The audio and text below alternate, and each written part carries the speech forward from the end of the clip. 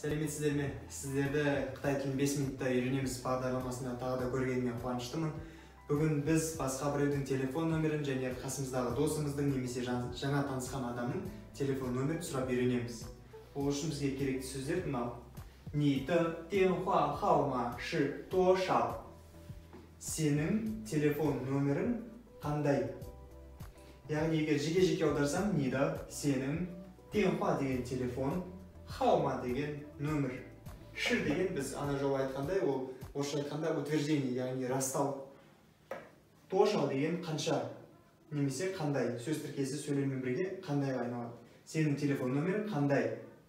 Жауап берген кезде менің 我的电话号码是 8705123456. Менің телефон нөмірім 8705-123 деп кетеді. Бірақ осы жерде біз телефон нөмірімізді айтқан кезде қазақ тіліндегідей 8705 деп айтпаймыз.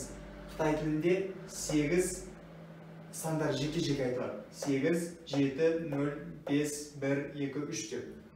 Және Қытай тіліне келген кезде, мысалы, тыңдаңыздаршы. 8705123456. Осы жерде мен бірді бұрынғы біз үйренген сияқты и деп айтқан жоқпын. Біз үйренгенде бір деген сан и деп оқылатын. Енді біз иді телефон нөмірге келген кезде, немесе басқа бір нәрсенің нөмірін айтқан кезде, ол яуға айналады. Яу. Яғни, тағы да бір мысал. 207-9901 207-9901. Енді мысалы, біз өзіміздің нөмірімізді айтып үйрендік, енді әкеміздің нөмірін. 爸爸的电话号码是多少? Әкенің телефон нөмірі қандай, қанша? Осы жердегі тәуелді жалғау екенін үйрендік. Сондықтан әкенің болғандықтан 爸爸的电话号码是多少?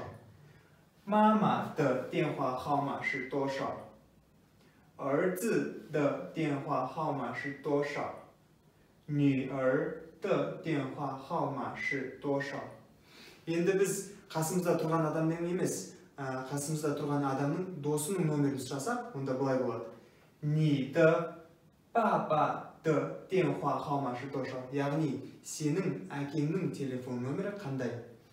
Сенің әкеңнің телефон нөмірі қандай? 你的爸爸的电话号码是多少? Жауап береміз. 我的爸爸的电话号码是 874766256888. Яғни, дәл сол сияқты. 我的妈妈的电话号码是 2079902. Яғни, біз бүгін телефон нөмірді қалай сұрау керектігі және қасымызда тұрған адамнан үшінші бір адамның телефон нөмірін сұрауды үйрендік. Енді осы сөздерді өздеріңіз қолданып, басқа біреумен практика жасап көріңіз.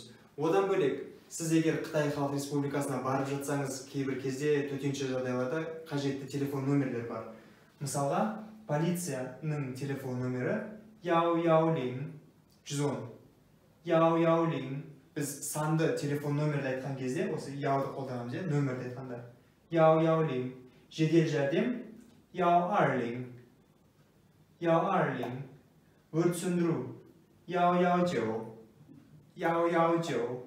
Анықтамалық, яғни справочник орысша 110.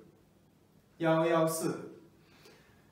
Осы бүгінгі біздің тақырыбымыз, осыны қолданып, практика жүзінде қолданып көріңіз. Келесі сабақта кездескенше.